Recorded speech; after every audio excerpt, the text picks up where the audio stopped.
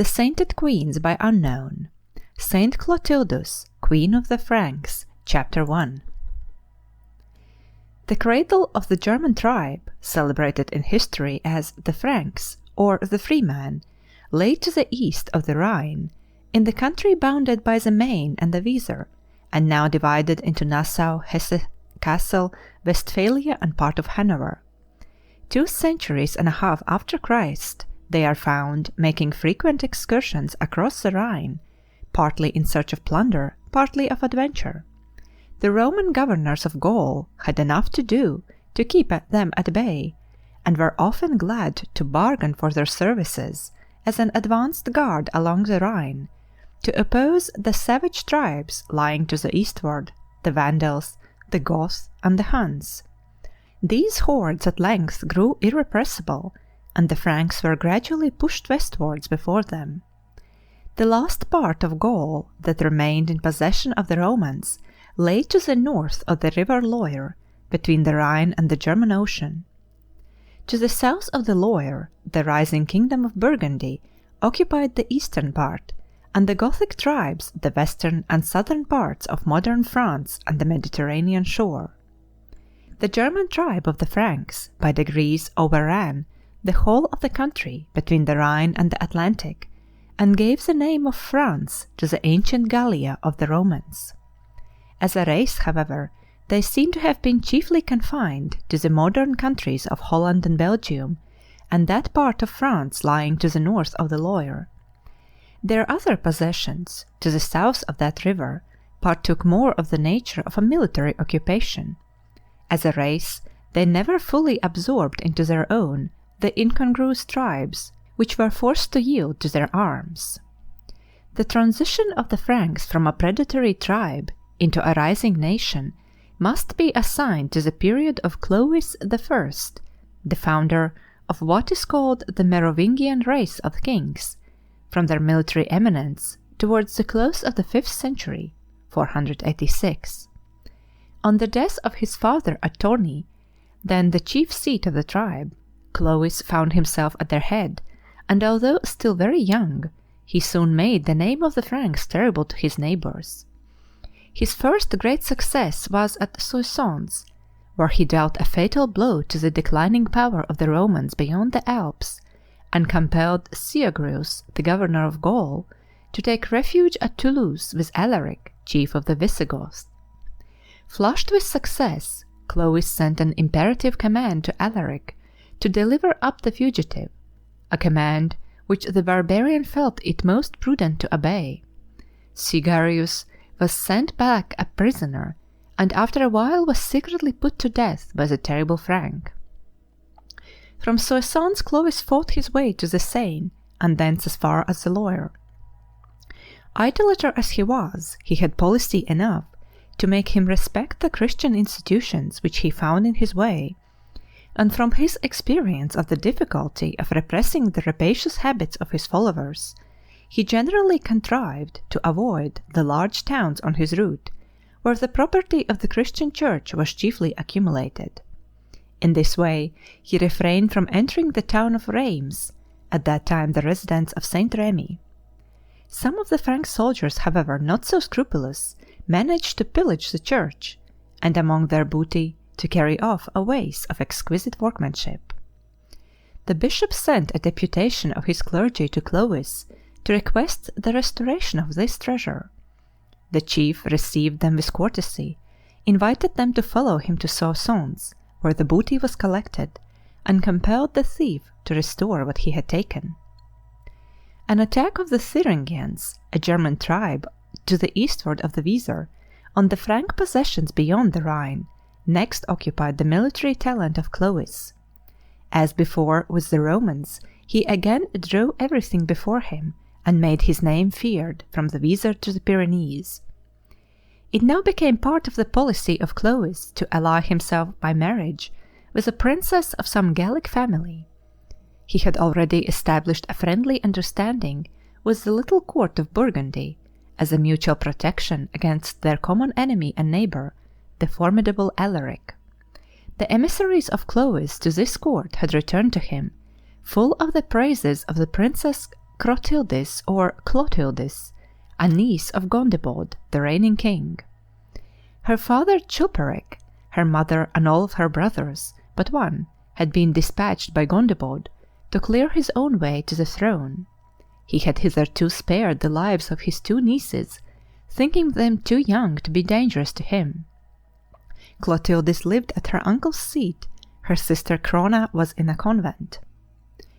Although surrounded in her childhood by Arians, young Clotildis was trained in the Catholic faith, and as her character developed itself with her years, her unaffected piety added an indescribable charm to the gifts of mind and of person with which nature had endowed her.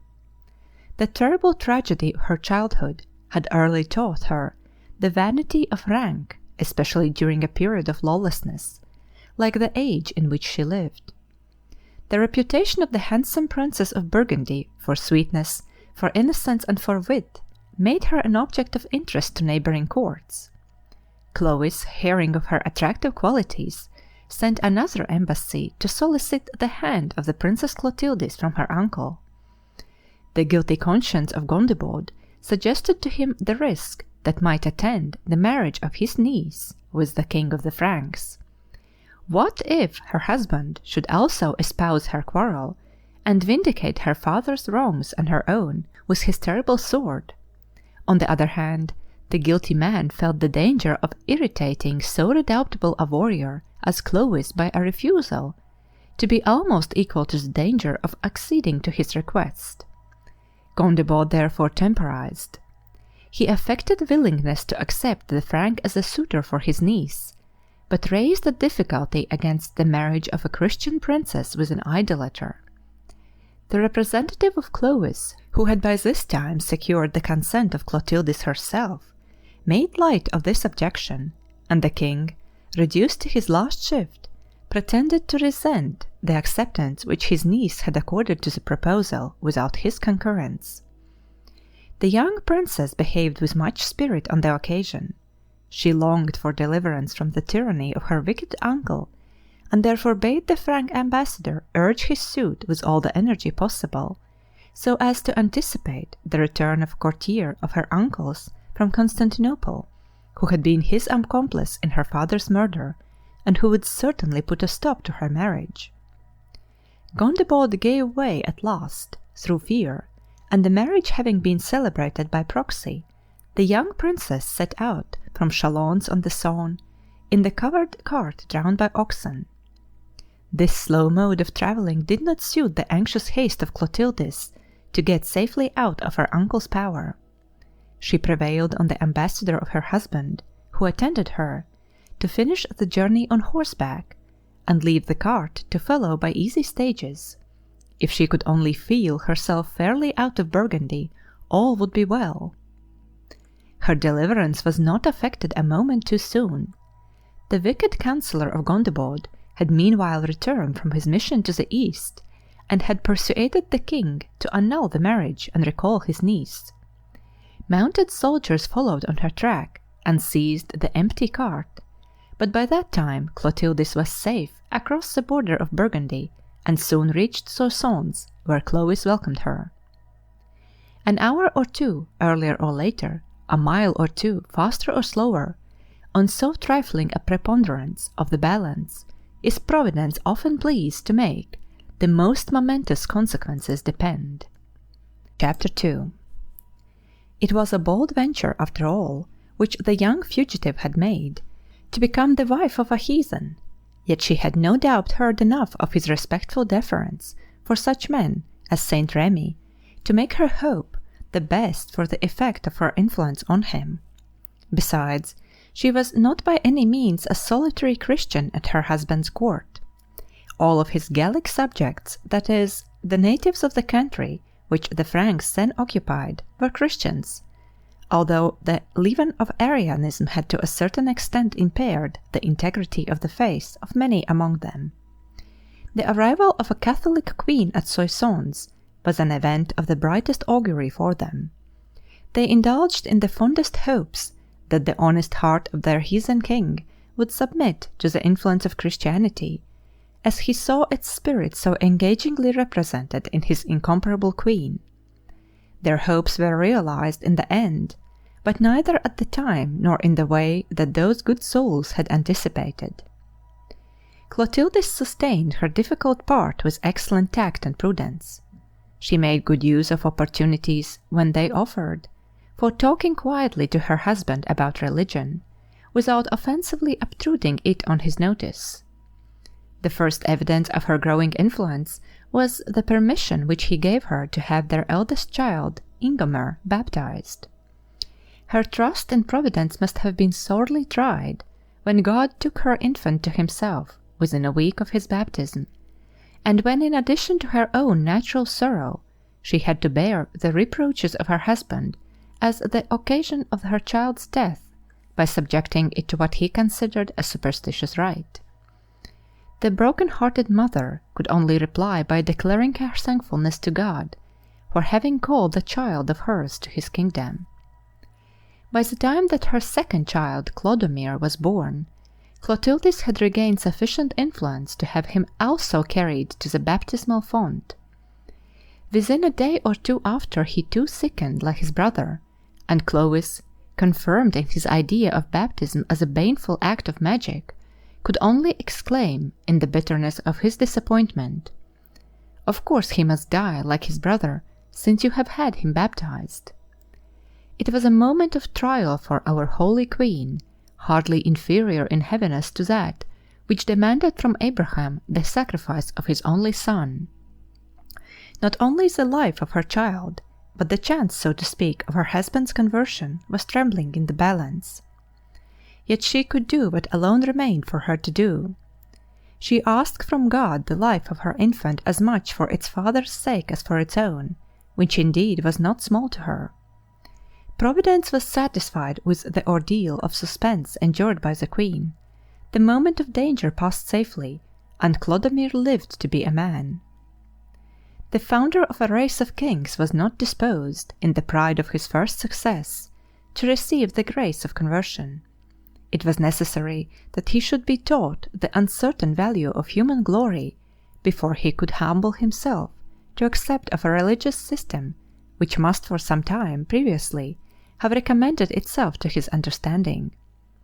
But the time for his conversion was advancing, and at last arrived in the following manner. The Alemanni, a warlike tribe of Germany, occupying the right or eastern bank of the Upper Rhine, between the Lake of Constance and Mayence, crossed the river in 496 and attacked Cologne. The Franks in that part of the country lived under Sigebert, with whom Clovis at once made common cause, and gave the invaders battle at Tolbiac. The fortune of war seemed on the point of deserting the standard of Clovis. His army was hard pressed, and himself in danger of falling into the hands of the enemy. When hopeless rout was impending on the Franks, Clovis cried out in his agony, invoking Jesus Christ, whom Clotildis said was the Son of the living God, and vowing that if he gained the day he would worship this Jesus and be baptized in his name. It was a blind sort of venture thus to stake truth or falsehood on the chance of a battle, yet his rude heart probably intended well, and after the tide of war had turned in his favour, he set about fulfilling his vow in earnest. Passing by Toul on his return home, he took along with him Saint Vedast, a holy priest, to instruct him in the Christian religion. Queen Clotildis met him at Reims with a grateful heart, and Saint Remy was invited to admit the king to the rite of baptism. A difficulty yet remained. The Franks were devoted to their idols, and Clovis feared to shake their allegiance to himself if he offered any violence to the objects of their false worship. On the remonstrance of Remy, however, he called his army together, related to them the particulars of his vow on the day of danger before the enemy, and urged them to renounce their idols, which had been unable to help them in emergency. They did not wait till he had finished speaking, but cried out to a man, "We renounce them, and will adore the incarnate God whom Remy proclaims." It was then arranged that the ceremony of baptism should be performed on the eve of Christmas in the church of Saint Martin outside the gates of the town, 946. When the auspicious day arrived, a long and beautiful procession wound through the streets of Rheims, singing hymns of joy, till it reached the church, which had been sumptuously decorated for the occasion. Saint Remy led Clovis by the hand, Clotildus followed, with an overflowing heart, leading 2 sisters of her husband. No doubt she felt that the blessed spirit of her little Ingomer was not far off on that day. His bitter death had been the sowing time of this harvest of recompense. The procession closed with 3,000 Frank soldiers, the first fruits of their nation to the gospel. On the way, Clovis turned to the bishop and asked him, "My father, is this the kingdom of Jesus Christ which you have promised to me?" "No, my prince," replied Saint Remy, "it is only the way that leads to it." When they had reached the front, the bishop addressed the royal convert, "Bow thy head, O proud Sigambirian, beneath the yoke of the Lord. Worship what thou hast heretofore burnt, and burn what thou hast worshipped." He then baptized the king in the name of the Holy Trinity, and anointed him with chrism. Albofledis, one of the king's sisters, was also baptized. The other, who was already a Christian, but had adopted the Arian creed, was received back to Catholic communion. The brave men who were companions of the king in the graces of that day were baptized by the bishops and the clergy, whom the great event had brought in numbers to Rheims. The whole of the following week was devoted to the completion of the king's instruction in religion.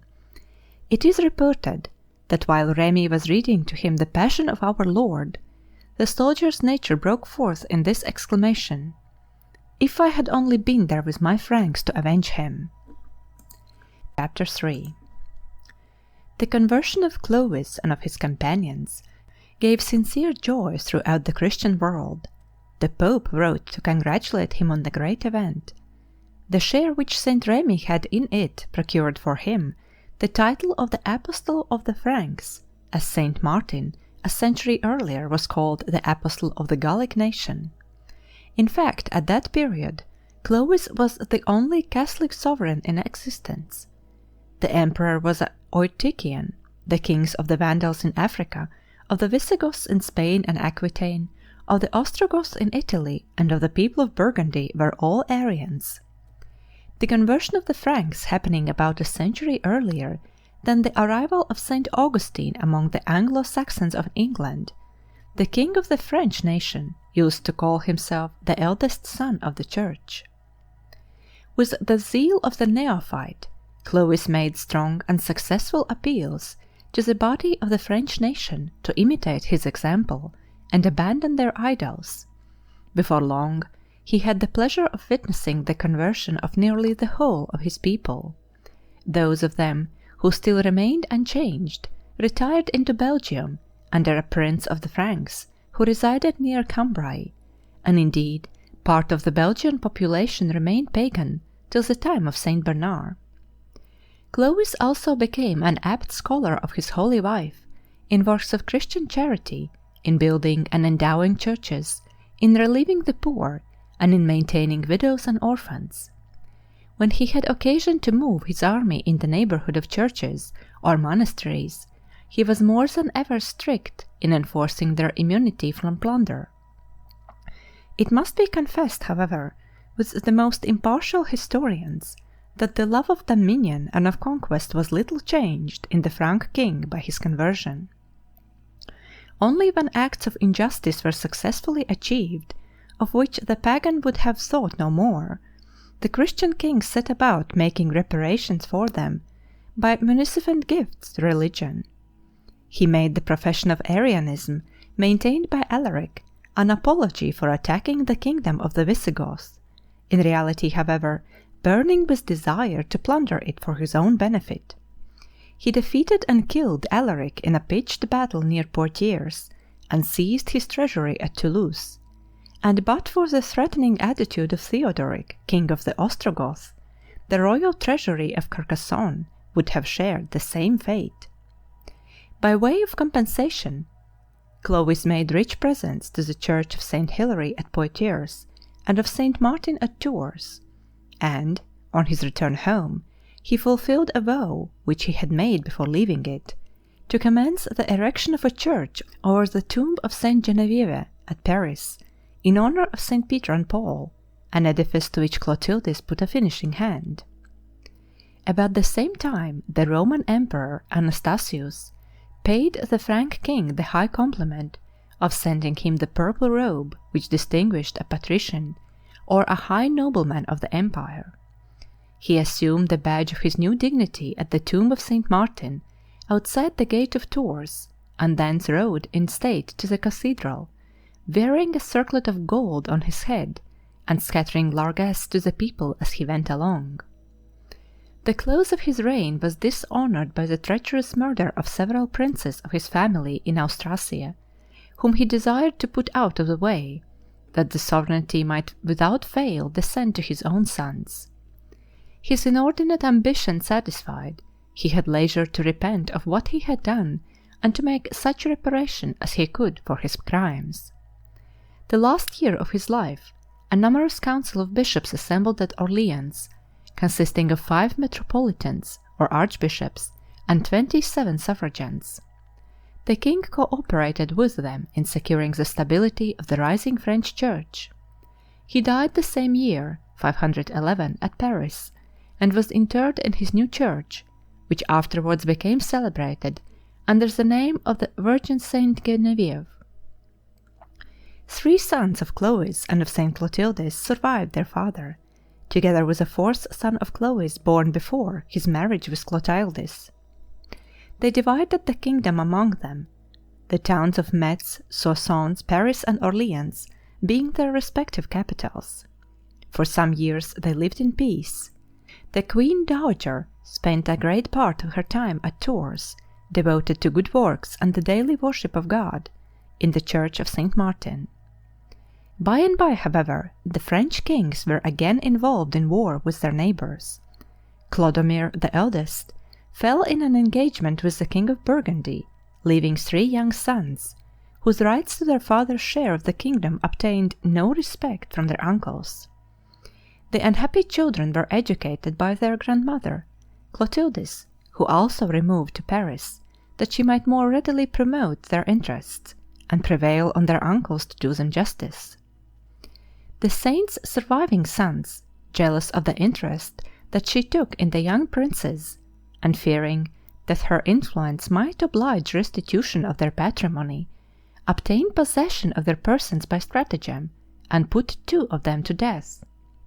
The third, Clodoald or Cloud, escaping, afterwards entered into holy orders and lived and died in a pious manner in the neighborhood of Paris, where, in later times, a church and royal residence received his name of Saint Cloud, in deference to the local estimation which he enjoyed as a saint.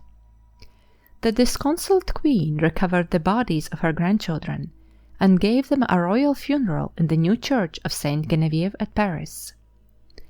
Our saint was destined to suffer another and still more cruel family affliction, in the person of her only daughter Clotildus, who was married to Amalaric, king of the Visigoths.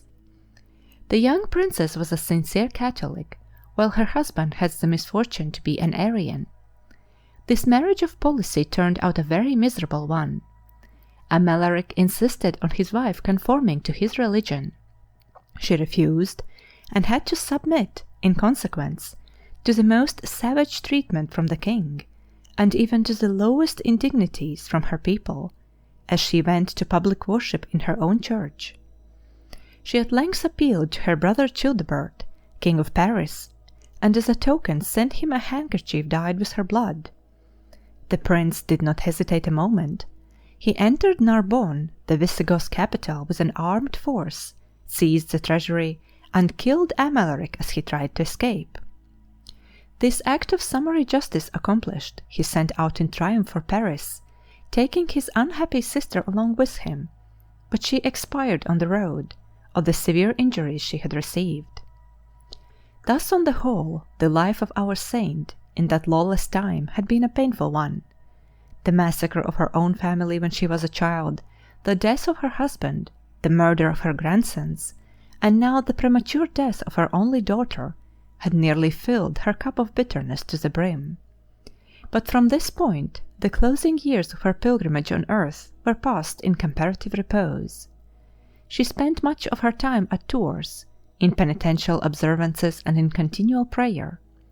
Such property as she possessed was divided among the poor and the followers of voluntary poverty in the religious orders. She built several houses for these in various parts of France, more particularly at Reims, at Tours, and at Rouen. Old age found her engaged in these works of charity and of piety. During one of her visits to Tours, she received an intimation from a heavenly messenger that the day of her summons hence was very near. In the exuberant joy of her heart she cried out, "Unto thee, O Lord, I have lifted up my soul. Come and deliver me, O Lord, I have trusted in thee." An attack of illness confined her to bed, but alms and prayer continued to be her constant employment. She sent for her 2 sons from Paris and from Soissons to come and see her die. They came at her bidding, and she foretold to them many events which were about to happen. On the 30th day after the summons of the angel she was anointed, and then received the sacred viaticum, according to the usual order at that time, and for many ages subsequently. Then, declaring her belief in the most Holy Trinity, she passed away from the scene of her many trials to everlasting rest, the 3rd of June, 545. Her departure took place in the night, yet we are told that her chamber shone as if it had been noonday, and that the brightness lasted till daybreak. Her sons conveyed the body of the Queen to Paris, and laid it beside her husband in the church of Saint Genevieve, from which they were afterwards removed to the royal mausoleum at Saint Denis.